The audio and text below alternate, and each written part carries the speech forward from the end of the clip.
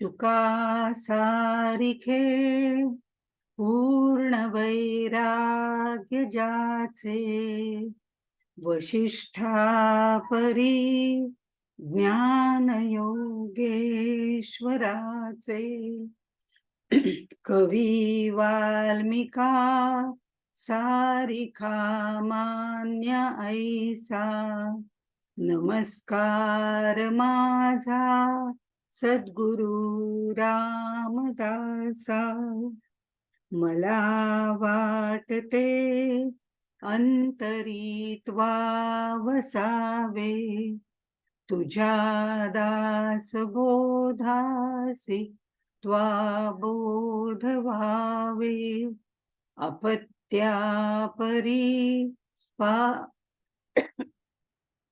पाववी प्रेम ग्रासा, महाराजया सद्गुरु रामदासा. जय जय रघुवीर समर्थ. आता आपण दासबोधामध्ये त्रिगुणांचा विचार करतोय. सत्व रज तम या त्रिगुणांचा विचार करतोय. त्याच्यामध्ये भगवद्गीतेचा श्लोक समर्थांनी आधाराला घेतलेला आहे. ऊर्ध्वं गच्छन्ति सत्वस्था मध्ये तिष्ठन्ति राजसाः, जघन्य गुणवृत्तिस्था अधो गच्छन्ति तामसः. अशा पद्धतीने तो गीतेचा श्लोक आहे. इथे आपण रजोगुण सुरुवातीला पाहिला आणि रजोगुण पाहत असताना तमोगुणाकडे झुकणारा असा सबळ रजोगुण पाहिला आणि त्याचप्रमाणे सत्वगुणाकडे जाणारा सुद्धा म्हणजे शुद्ध ज्याला म्हटलं जातं तो रजोगुण आहे. त्याचा विचार आपण सत्वगुणाचा अभ्यास करताना करणार आहोत.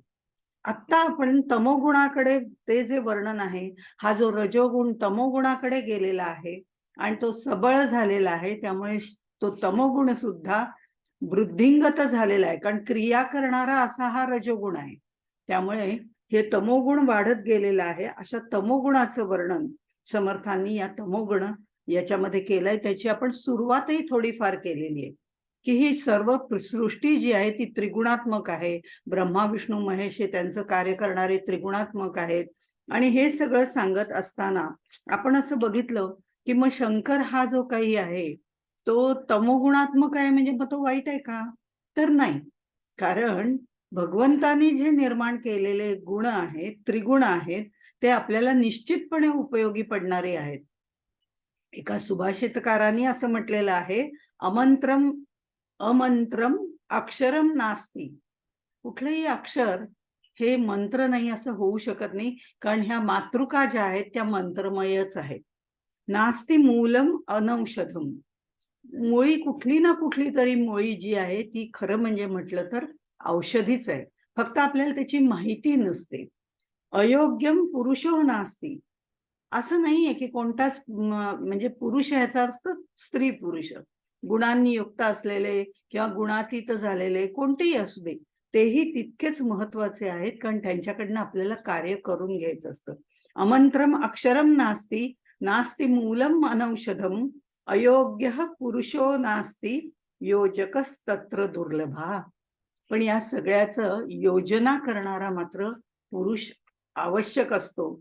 आणि आपण सुरुवातीला विचार केला होता त्यावेळेला आपण बघितलं होतं की समर्थ दुर्लभ असं जरी म्हटलं असलं तरी योजक होते, उत्तम योजक होते. त्यांनी या त्रिगुण जे जे लोकांमध्ये आहेत त्या प्रत्येकाचा वापर आपल्यासाठी म्हणजे स्वार्थासाठी नव्हे तर जगाच्या उन्नतीसाठी करून घेतलाय. म्हणजे प्रत्येक गुण हा आवश्यकच असतो, पण तो किती प्रमाणात असावा याला महत्व आहे. प्रत्येक गुण गरजेचा आहे. प्रत्येक गुण आपल्यामधला त्रिगुणांच्या संदर्भात आपण बोलतोय, तमोगुण असू दे, रजोगुण असू दे, सत्वगुण असू दे, आवश्यकच आहेत. आपल्याला जीवन जगण्यासाठी, शरीर हे साधन म्हणून वापरण्यासाठी झोप हा तमोगुणात्मक जरी असला तरी आवश्यक आहे. पण त्याचं अति झालं की मात्र तो त्रासदायक ठरतो. म्हणून आपण त्याला तमोगुण असं म्हणतो. पण कुठलीही गोष्ट त्याचा अतिरेक करू नये असं मात्र म्हटलेलं आहे. त्यामुळे तो गुण आपल्याला आवश्यक आहे. आपल्या शरीर हे साधन म्हणून वापरण्यासाठी सुद्धा आवश्यक आहे.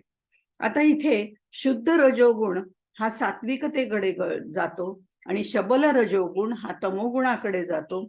आणि तमोगुणामध्ये सुद्धा शबल तमोगुण आहे बर का. खरं म्हणजे तमोगुणात शबल कसला आलंय, पण तरी तो आहे. त्याचं कारण तमोगुणातला जो शबल आहे तो अगदी रसातळाला नेऊन पोचवतो. हे सांगण्यासाठी त्यांनी शबळ किंवा सबळ, शबल असे प्रयोग केलेले आहेत. आणि त्यातला शुद्ध तमोगुण पण म्हटलेलं आहे. तमोगुण शुद्ध कधीच असू शकत नाही, पण झोप आहे ना ही आवश्यक आहे असं म्हटलं तर शुद्ध तमोगुण आवश्यक आहे. कारण त्याच्यामुळे आपल्याला विश्रांती मिळते. झोपेचा अतिरेक झाला तर मात्र तो वाईट ठरतो. म्हणून ह्यातला जो तमोगुणातली काही काही लक्षणं जी आहेत ती त्यांनी आपल्याला शुद्ध असं म्हटलेलं आहे. आणि हे शुद्ध तमोगुण जो असतो तो काही वेळेला आपल्याला रजोगुणापर्यंत नेऊन ठेवतो आणि रजोगुणाकडनं सत्वगुणाकडे आपल्याला जाता येतं. पण हा जो रजोगुणाकडे झुकणारा तमोगुण जो आहे, रजोगुणाच्या बाजूला जाणारा जो तमोगुण आहे, शुद्ध तमोगुण असं त्याला आत्ता आपण माहिती करता म्हणतोय.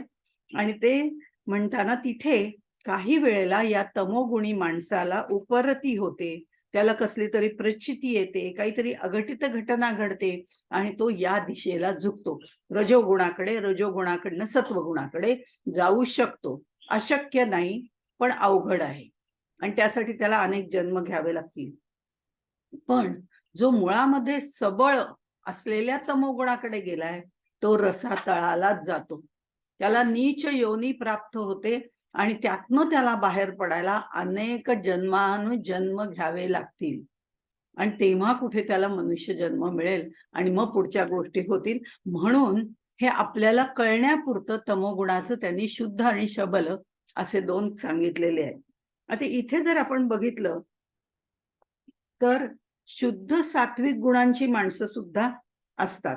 आपण सत्वगुण घेणारच आहोत, पण आत्तापुरतं एक सांगण्यासाठी म्हणून सांगतेय की उदाहरण देण्याच्या दृष्टिकोनातनं आपण म्हणतो माझा देश, माझं गाव, माझा अंक, माझा राष्ट्राभिमान, देशाभिमान असं ज्या वेळेला आपण म्हणतो तर त्याच्यामध्ये तो सत्वगुणात्मक आहे, रजोगुणात्मक आहे का तमोगुणात्मक आहे असा प्रश्न आपल्याला पडतो. हे चांगल्या गोष्टी आहेत, देशाभिमान, राष्ट्राभिमान या काही वाईट गोष्टी नाहीयेत.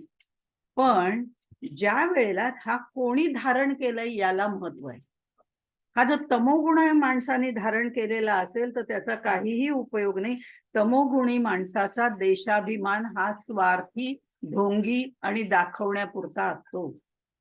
तमोगुण माणसाचा देशाभिमान म्हणजे देशाभिमान वाईट आहे का तर नाही, त्याचा तो स्वार्थासाठी उपयोग करून घेतो तेव्हा तो तमोगुणाचा होतो.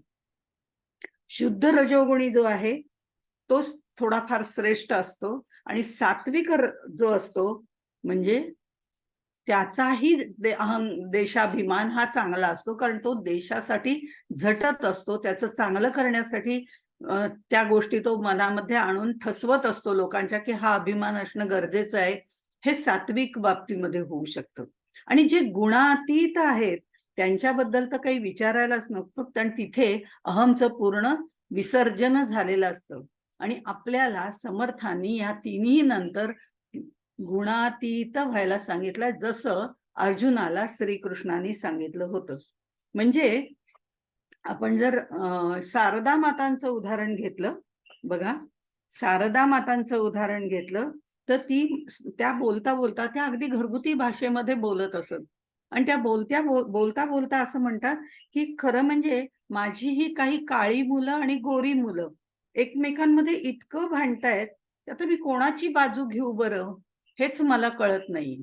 कारण दोन्ही त्यांच्या त्यांच्या ठिकाणी त्यांना ती योग्य वाटतायत, पण यातनं काहीतरी मार्ग काढून मला सांगायला लागेल. हा जो आहे हे गुणातीत झालेल्या शारदा माता आपल्याला म्हणतात शारदा माता. कारण त्यांच्यामध्ये हा भेदभाव नव्हता की ही गोरी मुलं माझी आहेत का काळी मुलं माझी आहेत, असा भेदभाव नव्हता. पण सांगताना ते असं सांगतात की या दोघांपैकी मी कोणाची बाजू घेऊ हेच समजत नाही, मला जो विचार करायचा आहे तो या सगळ्याच्या पलीकडचा करायचा आहे.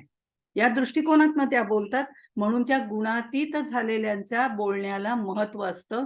आणि त्याच्या ऐवजी बरोबर उलट उदाहरण आपण घेतलं तर गीतेमधलंच आहे, आपल्याला सगळ्यांना परिचित आहे. मामकाः पांडवाश्चैव किम कुर्वती संजय. माझी मुलं आणि पांडव काय करतायत. इथेच पहिल्यांदा द्वैताला सुरुवात झालेली आहे.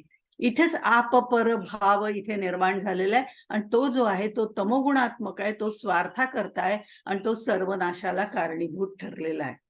अशा तऱ्हेने याचं आपल्याला वर्गीकरण करावं लागतं. पण सांगताना समर्थांनी हे तीनही गुण आपल्याला सांगितलेले. यातल्या तमोगुणाकडे आज आपण सुरुवात केलेली होती. त्या तमोगुणाकडे आपण जाणार आहोत. आणि त्यावेळेला आपण असं म्हटलं होतं की शंकर हे स्वामी आहेत, ब्रह्मा विष्णू महेश. आपल्याला असं वाटतं की ब्रह्मा विष्णू महेश, जर ब्रह्मा उत्पत्ती करता आहे, विष्णू पालन करता आहे, हे तर दोघे महत्वाचेच आहेत. आणि शंकर मात्र संहार करता आहे. पण संहार केल्याशिवाय नवीन उत्पत्ती करायला जागाच राहत नाही. आणि जी जीर्ण जीर्ण जीर्ण झालेली शरीरं आहेत त्याचा काही उपयोगही होत नसेल तर वासांश जीर्णानी यथा विहाय, याप्रमाणे आपल्याला ही शरीरं नष्ट करणं आवश्यक आहे. आणि ते सुद्धा मंगलमय काम शंकर करत असतात. आणि त्यामुळे ब्रह्मा विष्णू महेश हे तीनही जण महत्वाचे आहेत सृष्टीची निर्मिती, पालन पोषण आणि संहार करण्याच्या दृष्टिकोनातनं. ते त्या त्या गुणांचे, सत्व रज तम या गुणांचे अधिपती आहेत असं आपण बघितलं. आणि ह्याच्यामध्ये रजोगुणी माणसांच्या बाबतीत आपल्यासारखे प्रापंचिक जे आहेत त्या माणसांचं वर्णन केलेलं आहे. आणि देह हा त्रिगुणाचा असतो.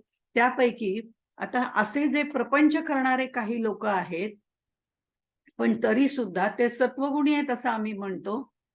तर तिथे जर आपण विचार केला तर हे देह त्रिगुणांचा आहे. त्यातल्या सत्वगुणांचा जास्तीत जास्त ज्या वेळेला प्रभाव पडतो त्यावेळेला उरलेले 2 गुण खाली नमून राहतात किंवा त्याच्यावरती सत्वगुणाचा प्रभाव जास्त असतो. म्हणून आपण त्या माणसाला सत्वगुणी म्हणतो. एक असता 2 जाती असा तोही उल्लेख आपण मागच्या वेळेला बघितलेला आहे. आता इथे जर आपण बघितलं तर सत्वगुणाधिष्ठित असलेले एकनाथ महाराज, त्यांचं जर उदाहरण घेतलं तर ते सत्वगुणी होते. पण ते प्रपंच करत नव्हते का? ते प्रपंचही व्यवस्थित करत होते. प्रपंच आणि परमार्थाचा समन्वय साधत होते. पण प्रपंच करताना हा देवानी मला प्रारब्धानुसार दिलेला हा प्रपंच आहे म्हणून तो मी करतोय, हे खरं म्हणजे त्याचाच प्रपंच मी चालवतो जो त्यांनी मला दिलाय, असा विचार करून त्यांनी प्रपंच केला. आणि परमार्थाचं अधिष्ठान त्याच्यामध्ये ठेवलं. त्या प्रपंचाला सुद्धा परमार्थाचं अधिष्ठान ठेवून प्रपंच केला म्हणून ते सत्वगुणी होते. आणि ते सत्वगुणात्मक प्रपंच करत असताना त्यांनी काय केलं तर साध्या साध्या गोष्टींमध्ये देव पाहिला. त्यांची जी परकरी पोर असं ज्याला म्हटलं जातं, म्हणजे परकरी म्हणजे लहान असलेली, परकरामध्ये वावरणारी अशी सुंदरशी त्यांची जी छोटी मुलगी होती, ती मुलगी ज्या वेळेला ते पाहत होतं, ती इकडून तिकडे पळत असे, उड्या मारत असे. आपणही बघतो ना आपल्या मुलांना, लहान मुलांना. तसं तेही त्या वेळेला प्रपंचात असल्यामुळे तेही बघत होते आणि तिच्या त्या लीला बघून त्यांना आनंद होत असे. म्हणजे ते प्रपंचात गुरफटलेले होते का? नाही. कारण त्या प्रत्येक लीलेमध्ये त्यांना कुठेतरी राधेचा भास होत होता.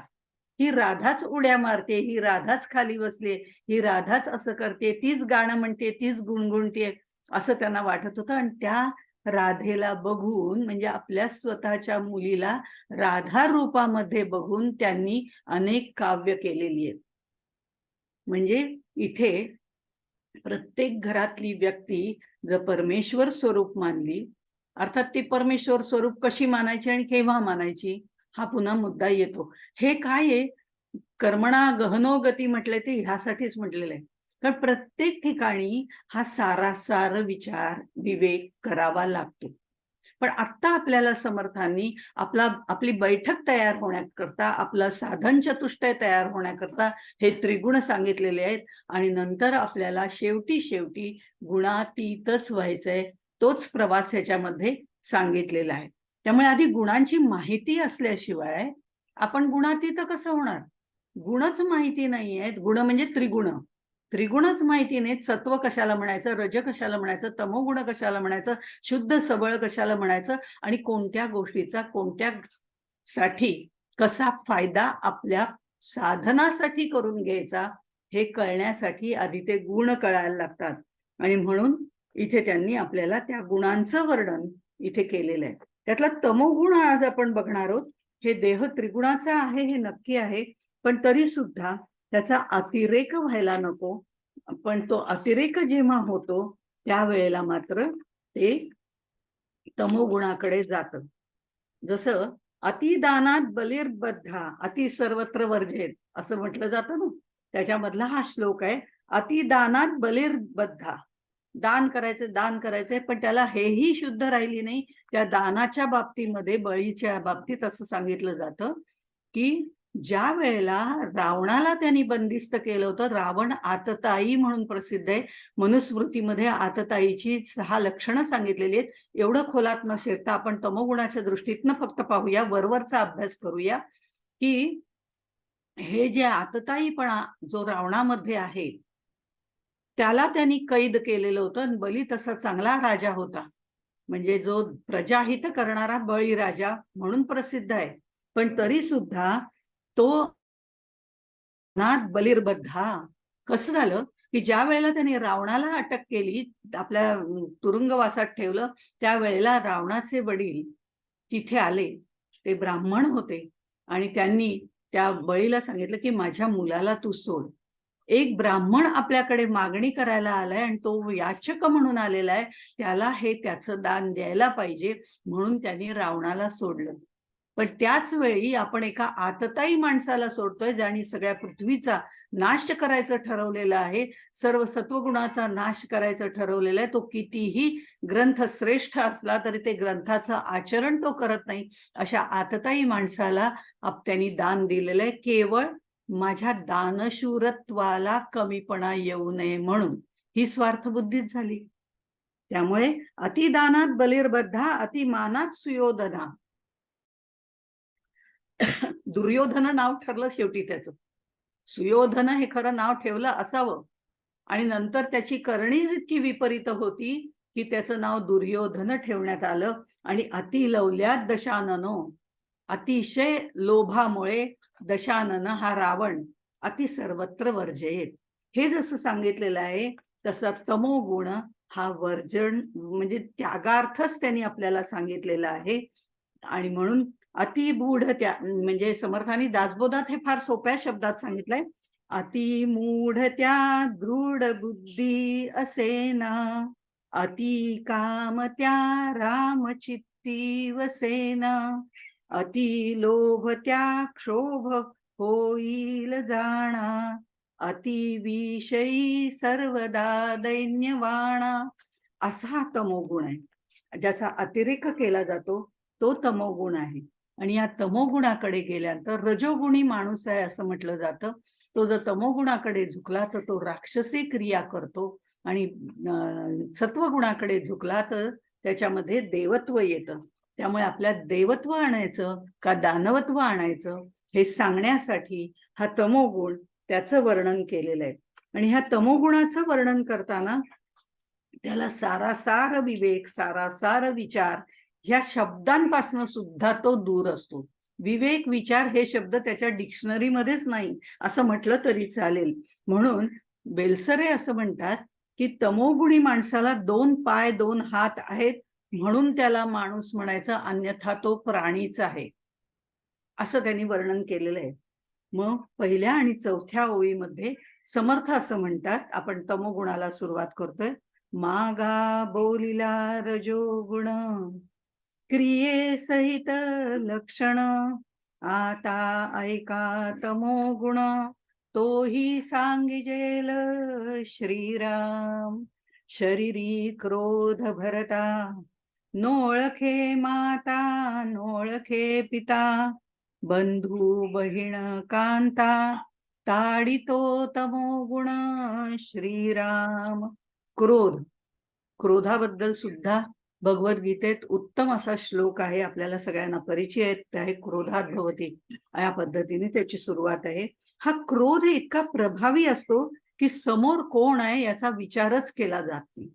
समोर कोण आहे, कोणावरती आपण क्रोध करतोय याचा विचार आणि विवेक, कारण विचार आणि विवेक हे तमोगुणी माणसाच्या डिक्शनरीमध्ये नसतात. त्यामुळे एकदा त्या क्रोधाचं भरतं त्याच्या मनामध्ये यायला लागलं की आई, बहीण, भाऊ, बाप कोण समोर आहे याचा तो विचारच करत नाही, आणि त्याच्यावर एवढं क्रोधित व्हायचं की तो हाणामारीपर्यंत येतो.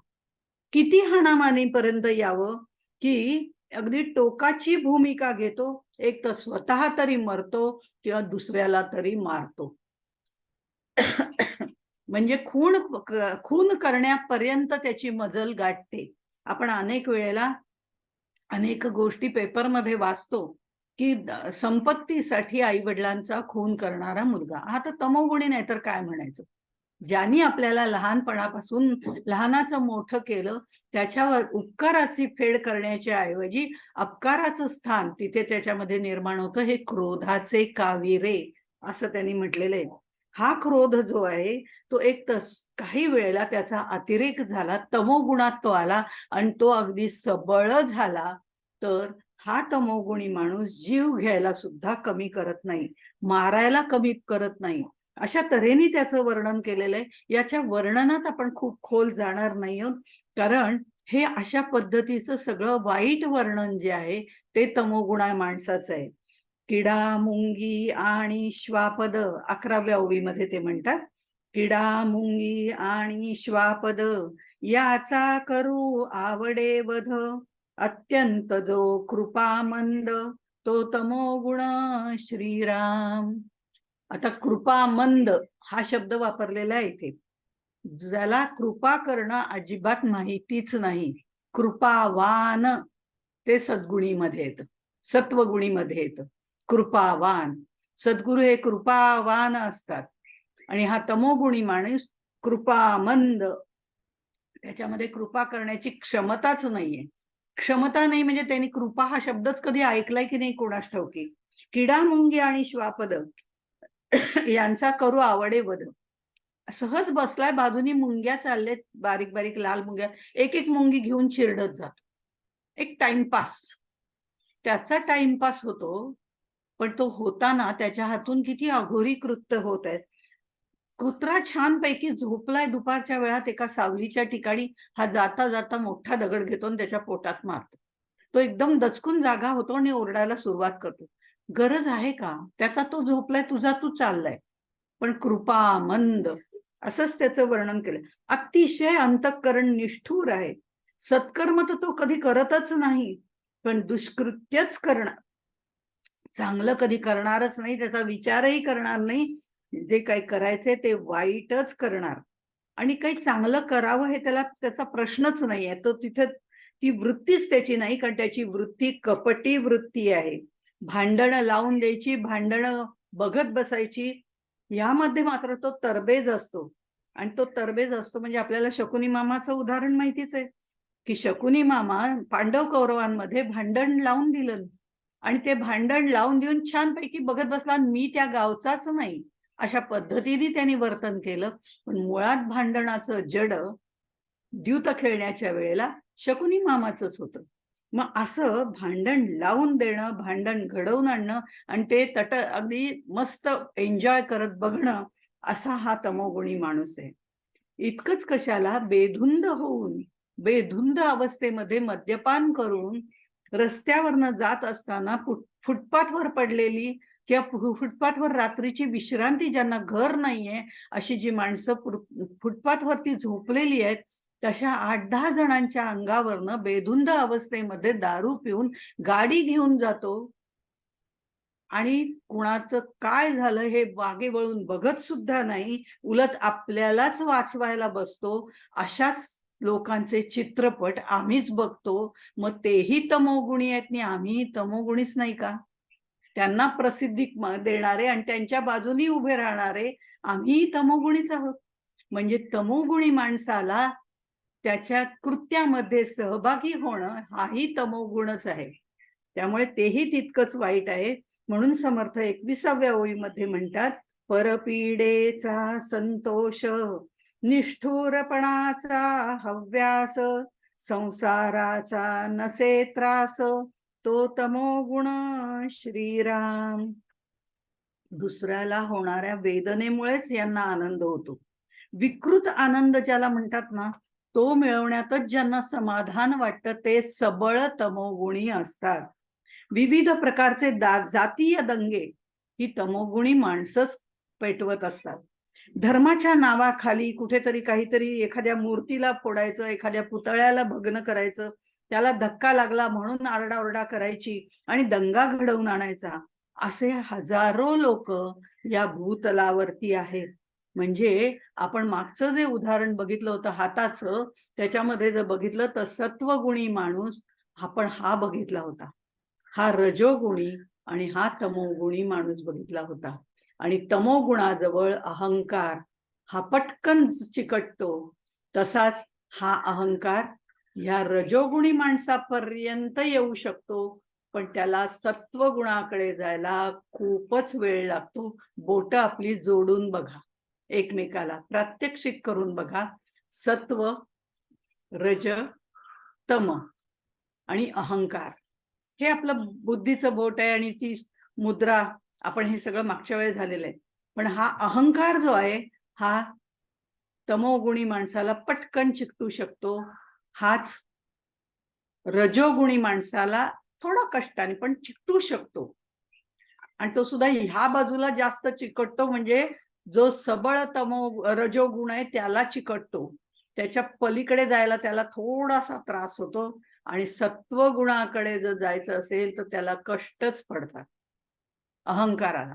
त्यामुळे सत्वगुणी माणूस हा कमी अहंकारी असतो. असो, पण हे जे तमोगुणी माणसाची लक्षणं आहेत, यांना धर्म मुळामध्ये कळलेलाच नसतो. धर्म म्हणजे काय आणि अधर्म म्हणजे काय हे त्यांना माहितीच नसतं. आणि तरी सुद्धा काहीतरी वल्गना करत ते हे धर्माच्या बाबतीमध्ये मोठमोठे दंगे घडवून आणतात आणि तिथे अनेकांचे संसार उद्ध्वस्त करतात, पण त्याच्यातच त्यांना मजा वाटते. पण आपल्याकडे अनेक संतांची मांदियाळी आहे आणि हे संत आपल्याला मात्र बरोबर ह्याच्या विरुद्ध सांगतात. गजानन महाराज त्यांच्या पोथीमध्ये गजानन विजय म्हणून एक ग्रंथ आहे, त्याच्यामध्ये ते सांगतात, धर्म ज्याचा अपापरी, धर्म ज्याचा त्याचा परी, प्रिय मानावा प्राणाहुनी. आपला आपला धर्म प्राणाहून प्रिय मानावा, परी विधर्म्याच्या ठिकाणी अलोट प्रेम असावे. दुसऱ्याच्या धर्माला कमी लेखण्याचं काही कारणच नाहीये. धर्म ज्याचा त्याचा परी, प्रिय मानावा प्राणाहुनी. आपला आपला धर्म जरूर मानावा, पण दुसऱ्याच्या धर्माला बोट ठेवू नये, कारण प्रत्येकाला त्याचा त्याचा धर्म प्रिय असतो. आता तुमच्यासाठी हा तुमचा धर्म आहे, माझ्यासाठी हा माझा धर्म आहे. मी माझ्या मर्यादा सांभाळतो धर्माच्या, तुम्ही तुमच्या मर्यादा सांभाळा. असं राहिलं तर सृष्टी उत्तम रीतीने राहू शकते. आता एक्सप्रेस वे ज्याला आपण म्हणतो, त्या एक्सप्रेस वेचं जर आपण उदाहरण घेतलं तर आपल्याला तिथे प्रत्येक ठिकाणी बोर्ड दिसतात की लेनची शिस्त पाळावी. त्या ज्या लेन मधनं एक्सप्रेस हायवेवरनं तुम्ही जात असता त्याच्यामध्ये काही मर्यादा असते वेगाची, त्या लेन मधनं आपण जायचं असतं. जर समजा चुकून माकून आपण दुसऱ्या लेन मध्ये गेलो आणि आपण आपली शिस्त मोडली तर निश्चितपणे आपल्याला त्रास होतो किंवा ऍक्सिडेंट होतो. एक उदाहरण द्यायचं झालं तर मग आपण आपली लेन पाळावी, तसा आपण आपला धर्म पाळावा. विधर्म्याच्या ठिकाणी अलोट प्रेम असावे. प्रेम जरूर असावं, पण त्यांनी त्याची लेन सांभाळावी, आपण आपली लेन सांभाळावी. हे जसं आहे तसं सत्वगुणी माणूस या पद्धतीने सांगत असतो, संत त्याप्रमाणे सांगत असतात. पण तमोगुणी माणसाला मुळात धर्मच कळलेला नसतो, त्यामुळे तो मात्र दंगे पेटवण्यामध्ये मशहूर असतो. कारण त्याच्यामधली जी हत्या आहे तीच त्याला आवडत असते, त्याच्यामध्ये झालेली कुटुंबाचे विध्वंसच त्याला आवडत असतात, त्यामुळे ते महत्वाचं असतं. आणि म्हणून तमोगुणी माणसं त्या पद्धतीची असतात.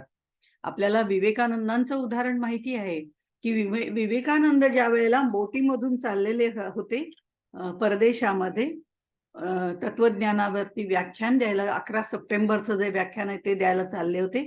त्यावेळेला त्यांच्या ह्याच्यामध्ये हिंदू पंडित, ख्रिश्चन पोप, मुसलमान मौलवी प्रत्येक जण आपल्या आपल्या धर्माचं मांडण्यासाठी चालले होते. आणि सगळेजण बसून ज्या वेळेला गप्पा मारत होते त्यावेळेला विवेकानंद शांतपणे बसलेले होते. कारण प्रत्येक जण आपापल्या धर्माचं कार्य कसं चाललंय, धर्म कसा उत्तम आहे हे सांगत होते. आणि दुसऱ्याचा धर्म कसा आहे हे समजावून जरूर घ्यावं, कारण ते आवश्यक असतं. ते समजलं की आपल्याला आपला धर्म आणि त्यांचा धर्म कशा पद्धतीने आपल्याला वळवता येईल हेही आपल्या लक्षात येतं. त्यामुळे धर्म दुसऱ्याचा ज्या वेळेला असतो तेव्हा त्याच्याबद्दल ऐकायला विवेकानंद तिथे बसले होते. पण ज्या वेळेला त्या मौलवी लोकांनी किंवा हे जे ख्रिश्चन पोप होते त्यांनी हिंदू धर्माला नावं ठेवायला सुरुवात केली, तेव्हा मात्र याच्यातला योद्धा संन्यासी जागा झाला. आणि त्यांनी सांगितलं जोपर्यंत, कारण त्यांनी अशी सुरुवात केली, हा हिंदू धर्म अगदी जुनाट आहे, अगदी वाईट आहे, त्याच्यामध्ये काही उन्नती होणं शक्य नाही, अशा पद्धतीची नावं ठेवायला जेव्हा सुरुवात केली त्यावेळेला मात्र विवेकानंद उठले. त्यांच्यातला धर्म योद्धा संन्यासी ज्याला म्हटलं जातं तो जागृत झाला आणि तो म्हणला, जोपर्यंत तुम्ही तुमच्या धर्माचं उत्तम गोष्टी सांगत होतात तोपर्यंत मी ऐकून घेतलं, पण माझ्या धर्माला जर नावं ठेवली तर एकेकाला उचलून समुद्रात फेकून देईल. आणि तो त्यांचा जो आवेश, त्यांची जी बलदंड शरीरयष्टी पाहिल्यानंतर सर्वजण सुबाल्या झाले. म्हणजे तिथून पळून गेले की काय सांगता येत नाही, हा आपल्याला कधी उचलून समुद्रात टाकेल. पण धर्म ज्याचा त्याचा त्याने प्रिय मानावा प्राणाहुनी, पण विधर्म्याच्या ठिकाणी अलोट प्रेम असावे असं आपलं संत सांगतात. ते यासाठी सांगतात. पुढे जाऊन जर तमोगुणाचं लक्षण आपण 12व्या ओळीमध्ये बघितलं तर स्त्री हत्या, बाळ हत्या, द्रव्यालागी ब्रह्महत्या, करू आवडे गोहत्या, तो तमोगुण श्रीराम. स्त्री हत्या, बाळ हत्या याचं काही वर्णन करण्याची आवश्यकता नाही. द्रव्यासाठी केलेले खून खराबा हेही आपल्याला माहिती. कामवासना तृप्त करून त्या स्त्रीचा खून करणारे लोक सुद्धा आपल्याला माहिती आहेत. आणि मुलगी जन्मतः मुलगी होणार हे लक्षात आल्यावर गर्भातच तिचं खोडून टाकणं हाही तमोगुणच आहे. इथे सगळ्या ठिकाणी आपण निसर्गाचं संतुलन बिघडवून टाकतो हे आपल्या लक्षातच येत नाही.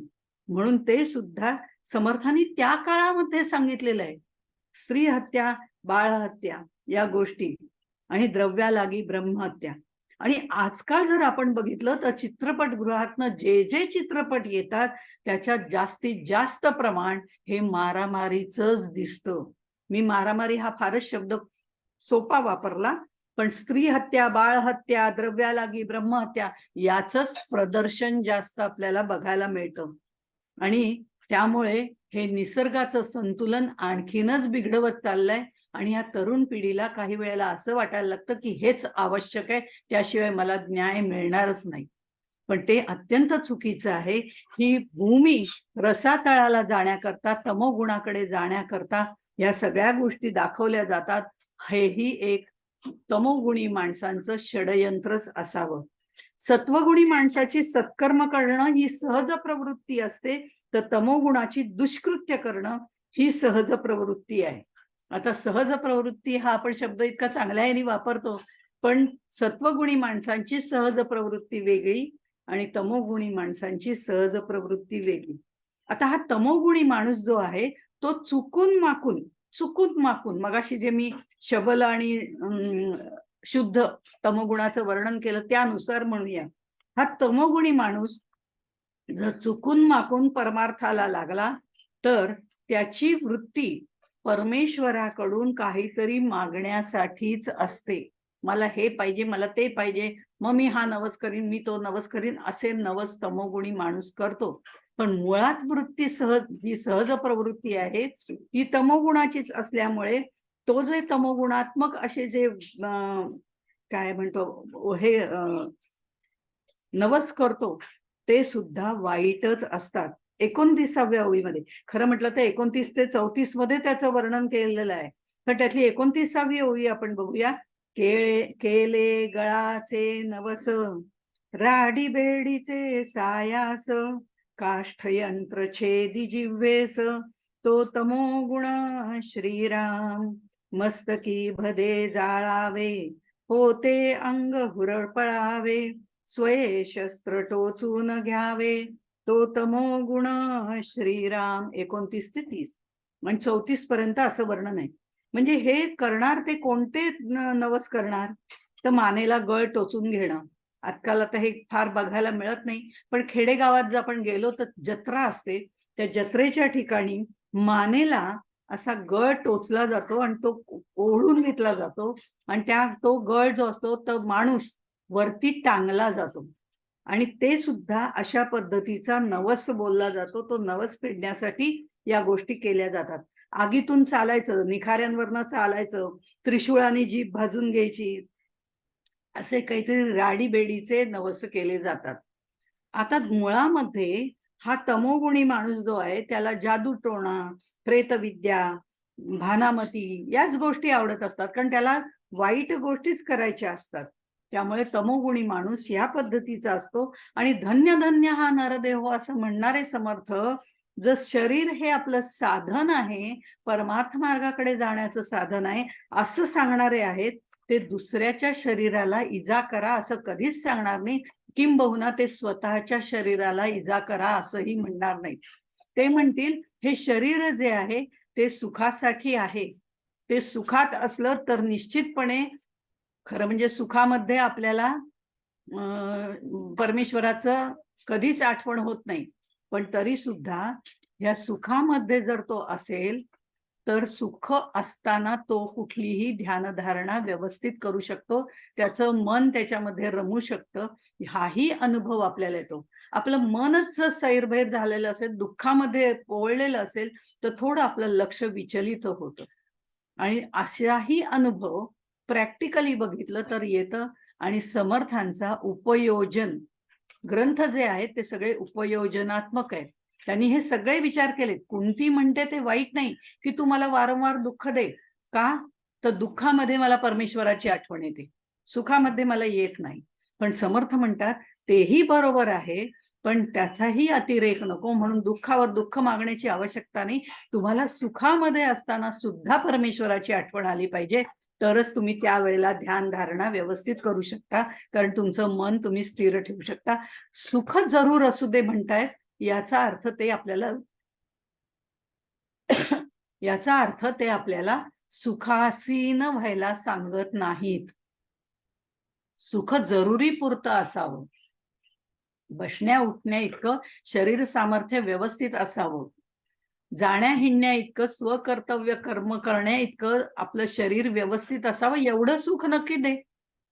पण हे सुखासीन व्हावं हे मात्र समर्थांना मान्य नाही, कारण यत्न तो देव जाणावा, प्रयत्न देव जाणावा असं म्हणणारे समर्थ सुखासीन व्हा म्हणत नाहीत. सुखासीन झाला की आपोआप झोपेतून, आळसातून निष्कर्म, म्हणजे काही कर्म करू नये, नैष्कर्म्य म्हणत नाहीये मी, कर्मच करू नये असं वाटायला सुरुवात होते. म्हणून शरीराला पीडा द्यावी असं समर्थ म्हणतच नाहीत, संतही सांगत नाहीत. आपल्या शरीराला पीडा द्यायची गरज नाही. आपलं शरीर हे साधन म्हणून आपल्याला वापरायचंय, त्यामुळे ते तमोगुणाकडे वळू देऊ नका. तसंच इथे दासबोधात सांगताना समर्थाने म्हटलंय आत्महत्या करणं. आत्महत्या करणं हे सुद्धा तमोगुणाचंच लक्षण आहे. आता काहीतरी करत असताना बघा, तमोगुणाचं लक्षण आहे, याचं कारण असं आहे, आत्महत्या करणं हे तमोगुणाचं लक्षण त्यांनी म्हटलेलं आहे. का म्हटलेलं आहे? तर तमोगुणामध्ये एक तर आत्महत्या कधी केली जाते याचा आपण मुळाकडे जाऊन जर विचार केला तर काही गोष्टी आपल्या मनासारखं होत नाहीत, काही गोष्टींचा आपल्यावरती अतिरेक केला जातो, बंधनं घातली जातात, त्यावेळेला काही लोक आत्महत्या करतात. पण जर हे शरीर आपलं साधन आहे तर प्रतिकार करण्याची शक्ती सुद्धा आपल्यामध्ये आहे. मग तो प्रतिकार करता येत नाही, त्यावेळेला आत्महत्या केली जाते. म्हणून आत्महत्या हा तमोगुणच आहे, कारण ही प्रतिकार करण्याची शक्ती माणसामध्ये जन्मतःच आहे. ती थोडीशी आपल्याला वाढवावी लागते आणि ती प्रतिकार शक्ती योग्य वेळी, योग्य ठिकाणी, योग्य असा त्याचा उपयोग करावा लागतो. तमोगुणाधिष्ठित प्रतिकार म्हटलेलं नाही, हा सत्वगुणाधिष्ठित प्रतिकार करायला सांगितलेला आहे. इथे हा प्रतिकार जर करण्याची शक्ती असेल तर शरीर हे साधन म्हणून वापरता येतं, हे तितकंच खरं आहे. आता आपल्या अंतरात्म्याला जर आपण त्रास दिला, आपल्या शरीराला आपण त्रास दिला, तर त्यालाही त्रास निश्चित होईल. आणि हा अंतरात्मा हा दुसरा तिसरा कोणी नसून प्रत्यक्ष भगवंतच आहे. त्या भगवंताला आपण आपला त्रास द्यायचा का? म्हणून शरीर नेटके असावे, शरीर व्यवस्थित ठेवावं, देह व्यवस्थित ठेवावा, व्यवस्थितपणे तो पण त्या प्रत्येकाला मर्यादा समर्थाने सांगितलेली आहे, ती आपल्याला पुढे येणार आहे. आपण इथे फक्त तमोगुणामध्ये आत्महत्या हाही तमोगुणच आहे असं त्यांनी आपल्याला सांगितलंय. आणि इथे आणखीन एक ओवी येते ज्याच्यामुळे थोडासा संभ्रम होण्याची शक्यता आहे. ती ओवी अशी आहे, मला वाटतं ती आधीच आहे, 16वी ओवी आहे मला वाटतं. युद्ध देखावे ऐकावे, युद्ध देखावे ऐकावे, स्वये युद्धची करावे, मारावे की मरावे, हा तमोगुण श्रीराम. आता इथे युद्ध देखावे ऐकावे, स्वये युद्धची करावे, हा तमोगुण म्हटलाय. आता हा जर तमोगुण म्हटलेला असेल, युद्धामध्ये अत्यंत हानी होते, देशाची हानी होते, व्यक्तींची हानी होते, कुटुंबाची हानी होते, म्हणून युद्ध देखावे ऐकावे, स्वये युद्धची करावे, हे सगळं बरं युद्ध करताना मरीन किंवा मारीन हाच तपण केलेला असतो, पण मग ते म्हणतात की मरावे की मारावे हा तमोगुण, असं जरी समर्थ म्हणत असले, मग हे सगळं जे म्हणतायत ते धर्मयुद्धाबद्दल म्हणत नाहीत, अधर्मानी जे युद्ध केलं जातं त्याबद्दल म्हणतायत. आता मग श्रीरामानी वालीचा वध केलेला आहे, रावणाशी युद्ध केलेलं आहे, श्रीकृष्णाने तर अर्जुनाला युद्ध कर असा उपदेशच केलेला आहे. मग आता हे राम आणि कृष्ण हे तमोगुणी होते का? मुळीच नाही, कारण त्यांनी ते कर्तव्य म्हणून केलेलं होतं. त्यांची कर्म सात्विक कर्म होती, लोकरक्षणार्थ, धर्म रक्षणार्थ, कल्याणार्थ अशी कार्य त्यांनी केली, आणि अशाच कार्यासाठी त्यांनी युद्ध कर असं श्रीकृष्णाने अर्जुनाला सांगितलं होतं. श्रीकृष्णाने युद्ध टाळण्याचे अनेक प्रयत्न आधी केले होते, पण कुठलंच सफल होईना. तेव्हा त्यांनी सांगितलं आता मात्र धर्मयुद्ध करावंच लागेल, आणि ते युद्ध तू कर, पण ते कोणत्या पद्धतीने कर हेही श्रीकृष्णाने सांगितलं, आणि ते नंतर अर्जुनाने मानलेलं आहे.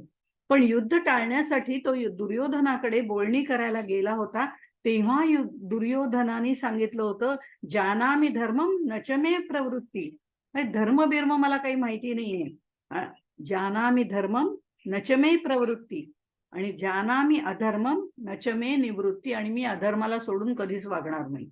म्हणजे अशा वेळी दुष्ट प्रवृत्तीच्या नाशाकरता युद्ध करणं क्रमप्राप्त होतं, आणि अर्जुनाच्या किंवा पांडवांच्या बाजूनी बघितलं तर ते धर्मयुद्ध होतं.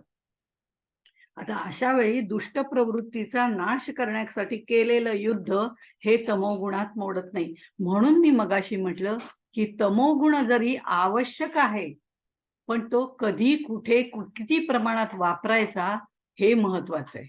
हे धर्मयुद्धासाठी हा तमोगुण युद्ध करणं भाग आहे. मधून मधून समर्थांनी काही अशाही ओव्या दिलेल्या आहेत की ज्या शरीराची स्वच्छता करणाऱ्या आहेत. म्हणजे 35वी ओवी आहे, नखे केश वाढवावे, हस्ते वर्तची करावे, अर्थवा वाक्शून्य व्हावे तो तमोगुण, अशा पद्धतीने त्यांनी सांगितलेलं आहे. नख वाढवणं, केस वाढवणं हे चांगलं नाहीये, हे आपल्या शारीरिक दृष्ट्या पण चांगलं नाहीये. आपलं शरीर तंदुरुस्त ठेवायचं असेल तर या गोष्टी आपल्याला आचरणात आणाव्या लागतात, स्वच्छता ठेवावी लागते. आता कसं असतं की आपलं शरीर स्वच्छ असेल तर विचार स्वच्छ येतात, मन स्वच्छ होतं, असंही सांगितलं जातं. त्यामुळे ह्या सगळ्या गोष्टी ज्या आहेत या तमोगुणाच्या आहेत, पण त्यातला तमोगुण म्हणजे ज्याचा अतिरेक होतो त्याला तमोगुण असं म्हटलं जातं. समाजामध्ये रजोगुणी माणसं जास्त आहेत, त्यांचे दोष मर्यादित स्वरूपात असतात, आणि तमोगुणी माणसं त्याच्यापेक्षाही जास्त आहेत, पण त्यांचे दोष हे अतिरेकी असतात. हा फरक आहे. रजोगुणी जो सबळ रजोगुणी आहे त्याच्यात दोष असतात, पण तरी सुद्धा ते मर्यादित असतात. तमोगुणी माणसाच्यातले दोष हे पूर्णपणे विध्वंसक असे असतात आणि ते अमर्याद असतात, अतिशयोक्तीचे असतात. जगा आणि जगू द्या ही खरी म्हणजे आमची संस्कृती आहे, पण तमोगुणी माणूस म्हणतो मरा आणि मरू द्या, हेच जणू काही त्याचा मंत्र होऊन जातो. आणि कर्मविपाकाच्या सिद्धांताप्रमाणे जर आपण बघितलं तर मनुष्य जो जो कर्म करतो, जी जी कर्म करतो, सुख आणि दुःख त्यापासून त्याला प्राप्त होतं. आणि ते कसं करतो, ती जी कर्म तो करतो त्यातली जी चांगली कर्म करतो त्याचं चांगलं फळ त्याला मिळतं, आणि जी वाईट कर्म करतो त्याचे वाईट फळ त्याला मिळतं. असं होत नाही की 100-125 चांगली कर्म केली, सत्कर्म केली आणि मी 50च वाईट कर्म केली. मग त्या 100 कर्मातनं 50 कर्म वाईट कर्म डिलीट करून टाका किंवा बाजूला करून टाका आणि उरलेली 50 भोगायला मी तयार आहे, कारण ती चांगली आहेत ना. मग मी चांगली कर्म जास्त केले.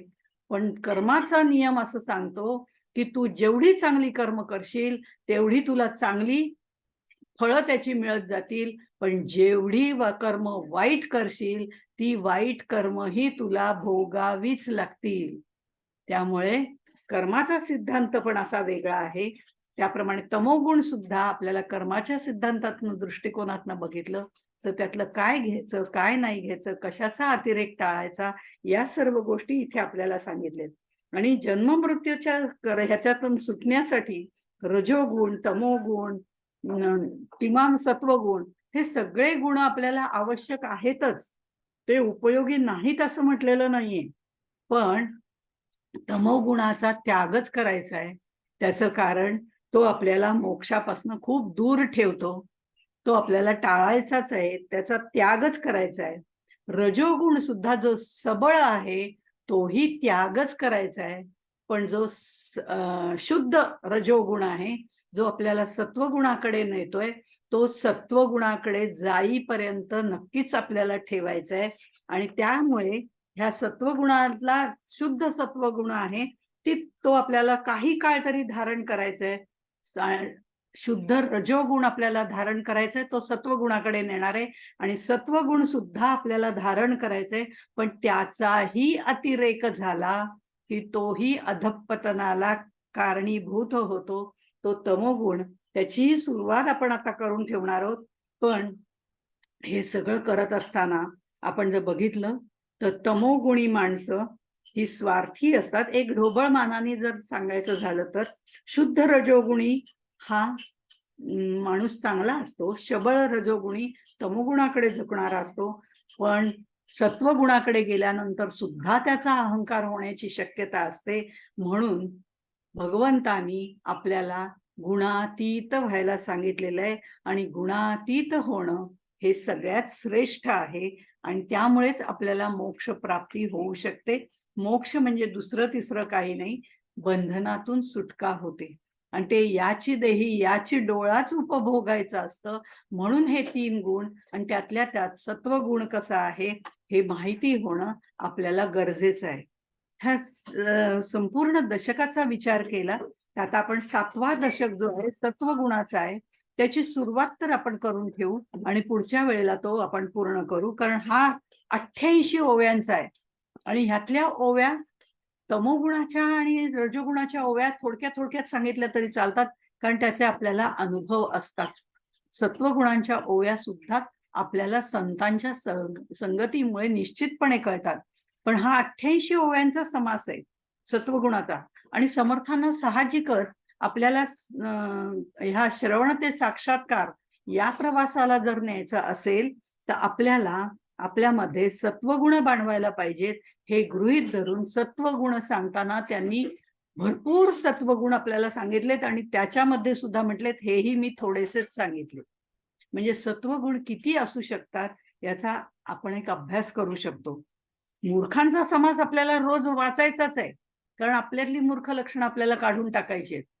आणि आपण कसे मूर्ख आहोत हे त्यातनं बघायचंय. स्वपरीक्षणार्थ साधक होण्यासाठी तो वाचायचा आहे.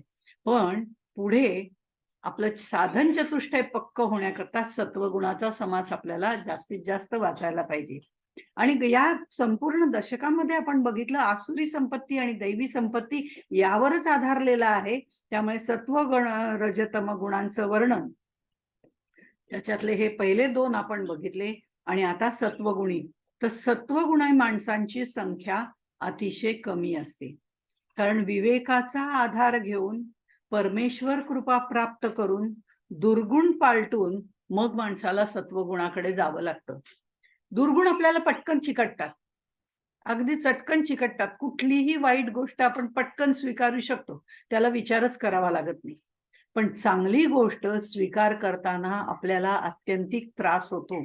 सकाळी फिरायला जायचं, अगदी पटतं हो, माहिती पण आहे हे चांगलं आहे वगैरे, पण ते उठायला थंडीतनं कंटाळा येतो आणि आम्हाला त्याच वेळेला बरोबर आमचा रजोगुण प्रभावित होतो आणि तो तमोगुणाकडे जातो आणि तो म्हणतो झोप, काही बिघडत नाही, उद्या जा, उद्यापासून सुरू करू. हा सत्वगुण नेहमी उद्या उद्या उद्यावरच जातो. म्हणून सत्वगुण माणसाने प्राप्त करण्यासाठी या सगळ्या टप्प्यांमधनं बाहेर पडावं लागतं. म्हणून माणसाने सत्वगुण प्राप्त करावे आणि शेवटी सत्वगुण सुद्धा दूर करून टाकायचे. हे सगळं सांगण्याची एक मनोभूमिका आहे समर्थांची, आणि त्यामुळे त्यांनी आपल्याला पहिल्यांदा रजोगुण मग तमोगुण सांगितला. आणि आता ते असं म्हणतायत, महागा बोलिला तमोगुण. दशक 7, दशक 2, समास 7, पहिली ओळी. मागा बोलिला तमोगुण, जो दुःखदायक दारुण, आता ऐका सत्वगुण, परम दुर्लभ जो श्रीराम. तो दुर्लभच आहे, कारण विवेक आणि विचार तिथे येतात. त्या विवेक विचाराचा आधार घेऊन जायचं असतं. बरं, नुसता आधार घेऊन जायला त्याला परमेश्वर कृपा असावी लागते. आणि मग हे सगळं झाल्यानंतर सत्वगुण कुठेतरी अवगुणांचा त्याग करावा लागतो. हे अवगुणही आपल्याला सांगितलेले आहेत समर्थांनी. त्यामुळे त्याचा त्याग करून ती जी जागा रिकामी होईल तिथे सत्वगुणांचं अधिष्ठान ठेवावं लागतं. हे इतकं सोपं नाहीये. म्हणून परम दुर्लभ असं म्हटलेलं आहे. आता काम, क्रोध, लोभ, मोह हे तर धुमाकूळ घालणारे आहेत. ते आपल्याला इंद्रियाधीन बनवतात. त्यामध्ये चैनी येतात, दुसऱ्यांच्या दुःखामध्ये म्हणजे दुःख कशी निर्माण करता येतील या सगळ्या गोष्टी येतात. हे अनेक तमोगुणामध्ये येणारे दुर्गुण आहेत. पण स्वार्थी वृत्ती आहे तिथे. पण इथे मात्र सत्वगुणामध्ये बरोबर याच्या उलट सगळे गुण असतात. एवढंच लक्षात ठेवायचं, जे जे तमोगुणामध्ये आलेले आहेत त्याचे सगळे उलटे गुण म्हणजे उलट प्रतिबिंब आपल्याला याच्यामध्ये सत्वगुणामध्ये दिसतं. आणि सत्वगुणी माणसामध्ये नेहमी आत्म्याचं कल्याण करण्याची एक वृत्ती असते, स्वहित. तमोगुणी माणसाचं स्वहित हे स्वार्थी असतं, आणि सत्वगुणी माणसाच्या इथे स्वहित म्हणजे स्वमध्ये स्थित होण्याचं हित म्हणजे आत्मकल्याण, आत्मबुद्धी, आत्म्याचं कल्याण, अंतरात्म्याची उन्नती, अशा प्रकारचं स्वहित असतं. आत्मकल्याणाचं हे शरीर साधन आहे, या दृष्टिकोनातनं तो शरीराकडे बघतो. तर तमोगुणी माणूस हे उपभोगण्याचं साधन आहे असं बघत असतो, आणि आत्मकल्याणाचं साधन आहे ही सत्वगुणी माणसाची ठाम भूमिका असते. त्यामुळे आत्मा आणि शरीर, आता हीच दोन गोष्टी तमोगुणी माणसाकडे पण आहेत, पण प्रत्येकाचे समजण्याचा दृष्टिकोन वेगळा आहे. तो आत्मा आणि शरीर यांच्यामध्ये सामंजस्य राहील एवढेच विषय उपभोग घेतो. म्हणजे तो सुखासीन होत नाही, उपभोगाच्या अधीन होत नाही, तो इंद्रियांवर सत्ता मिळवतो, तो इंद्रियाधीश होतो, तो जितेंद्र होतो. पण तमोगुणी माणूस इंद्रियाधीन होतो. हा फरक आहे. आत्मा आणि शरीर तेच आहे, पण सामंजस्य त्याच्याकडे एवढं आहे सत्वगुणी माणसाकडे की तो सुख उपभोगतो, पण ते उपभोगताना शरीर धर्माप्रमाणे उपभोगतो. शरीराचे विषय भोग तो सेवन करतो, करत नाही का? करतो ना. आम्ही पाहतो तो पण पाहतो, आम्ही ऐकतो तो पण ऐकतो, आम्ही खातो तो पण खातो. पण या खाण्यामध्ये, या ऐकण्यामध्ये, या पाहण्यामध्ये जमीन अस्मानाचा फरक आहे. आम्ही बघतो त्यामुळे आम्ही विषयांच्या अधीन व्हायला सुरुवात होतो, दृश्य रूपामध्ये आम्ही गुंतून जातो. आणि तो जेव्हा पाहतो तेव्हा तो भगवंताचं स्वरूप त्याच्या मागे पाहतो. तो जेव्हा खातो त्यावेळेला शरीर धारणेपुरतं खातो, आम्ही खातो त्यावेळेला आज हे पाहिजे उद्या ते पाहिजे, जिभेचे लालन पोषण करण्याकरता खातो. त्यामुळे सुख उपभोगताना तो सुखासीन होत नाही, आम्ही सुखासीन होण्याची जास्तीत जास्त शक्यता असते. ह्या गोष्टी लक्षात घेऊन तमोगुण त्याज्य आहे, रजोगुण त्याज्य आहे आणि सत्वगुणाकडे आपल्याला जायचंय. त्यामुळे इंद्रियाचं पोषण तर आपल्याला करायचंच आहे.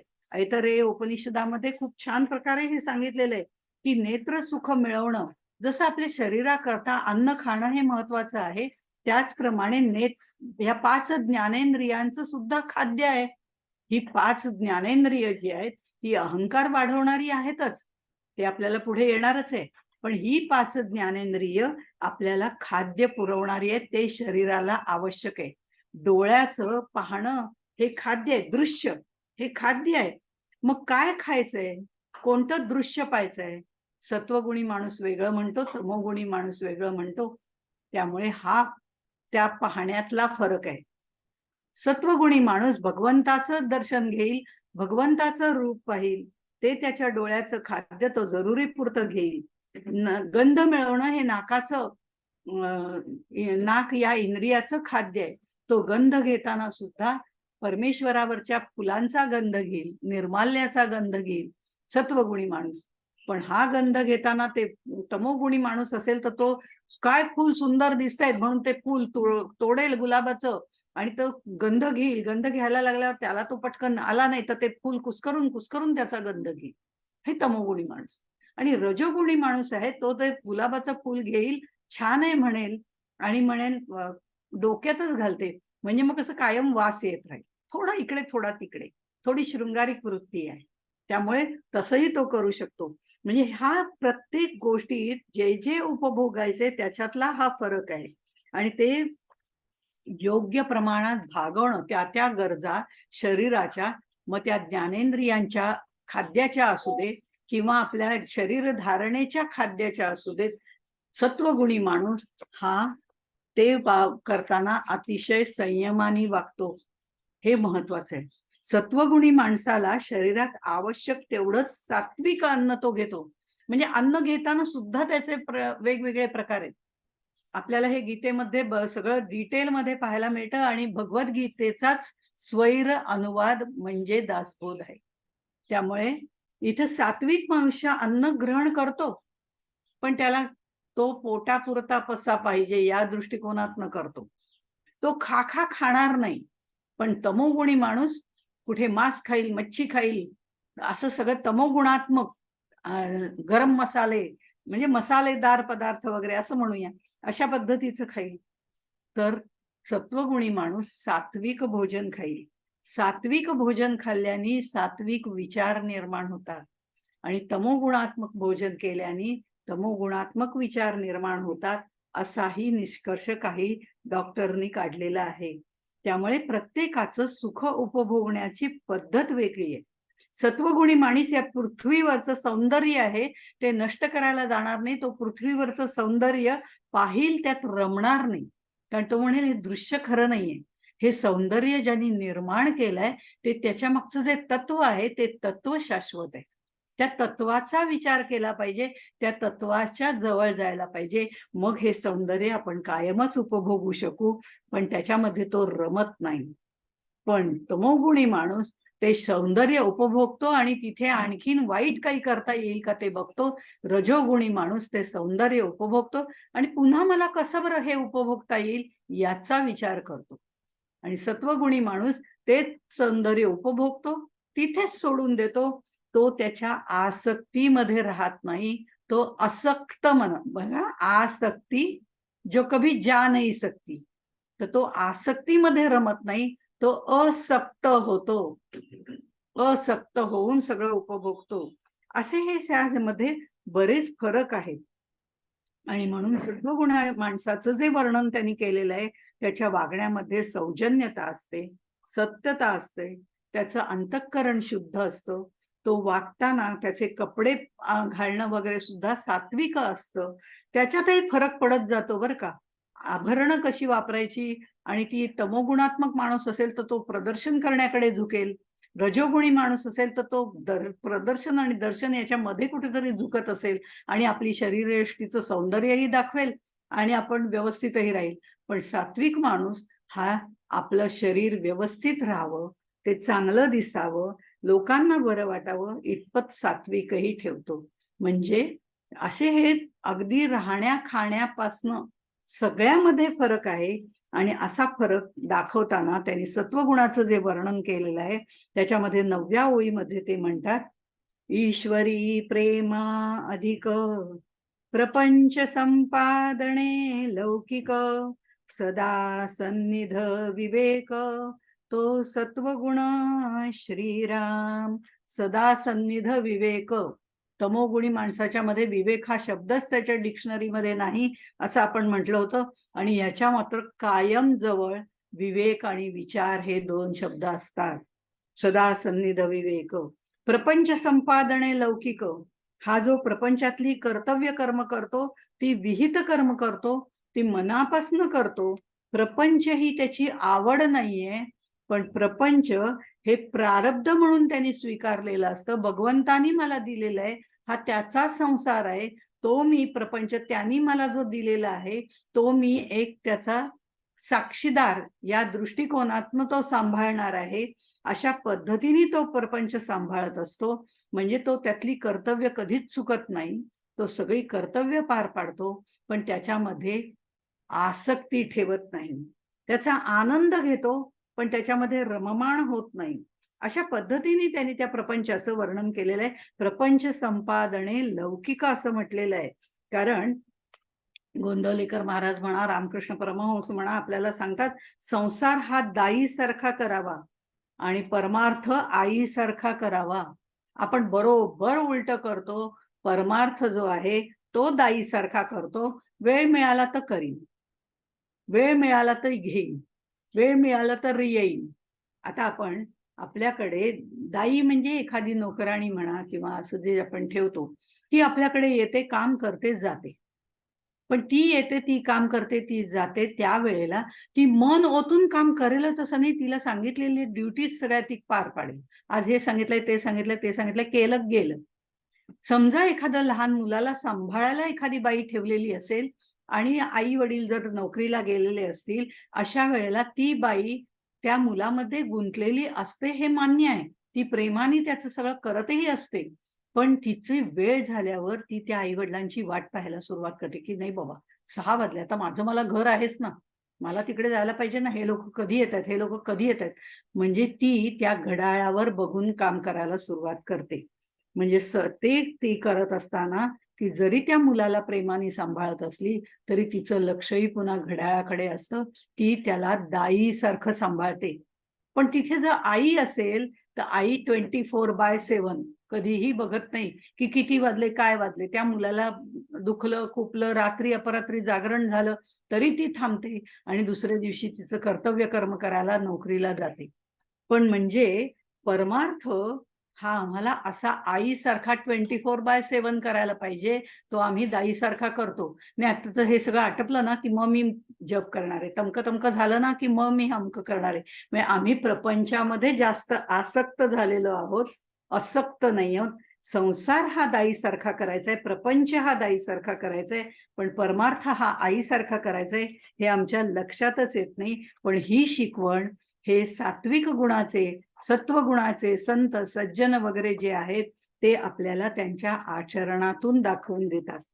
माणसामध्ये सुद्धा ते परमेश्वर पाहत असतात, त्यामुळे प्रपंचाची त्यांना आवड नसली तरी सुद्धा ते प्रपंचही मनापासून करतात, आसक्त होत नाहीत. पण परमार्थामध्ये मात्र ते तल्लीन होऊन जातात. माणसामध्ये परमेश्वर पाहतात, त्यामुळे प्रपंच करताना त्यांना जड जात नाही. ते म्हणतात हेही माणसाचं स्वरूप आहे, तेही माणसाचं स्वरूप आहे.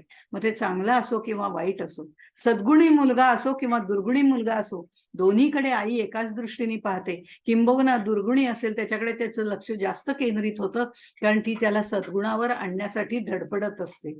अशा तऱ्हेने हे असल्यामुळे हे संत आपल्यासारख्या रजोगुणी तमोगुणी माणसाला सत्वगुणाकडे न्यायला कसं नेता येईल याचा विचार करत असतात. आणि म्हणून आपण जसं 2 उदाहरणं पाहिली. एकनाथ महाराज म्हणतात, बरं झालं देवा ही अशी चांगली बायको दिली, त्यामुळे मी परमार्थामध्ये चांगली गती प्राप्त करू शकलो. तिने संसार सगळा व्यवस्थित नेटून नेला, म्हणून हे सगळं शक्य झालं. तर तुकाराम महाराज म्हणतात, बरे झाले देवा कैकशा दिली. म्हणजे ही कर्कश अशी बायको दिली, बरं झालं. आता कर्कश बायको दिली तेही बरं झालं म्हणतात, आणि चांगली बायको दिली तेही बरं म्हणतात. ही सत्वगुणी माणसाचा पाहण्याचा दृष्टिकोन आहे. ते म्हणतात, बरं झालं कर्कशा दिलीस, त्यामुळे मी ह्या संसारातनं आधीच मुक्त झालो. कर बाबा, तुला काय करायचं ते कर, मी चाललो. अशा तऱ्हेने ते मुक्त झाले, अशा तऱ्हेने एकनाथ मुक्त झाले.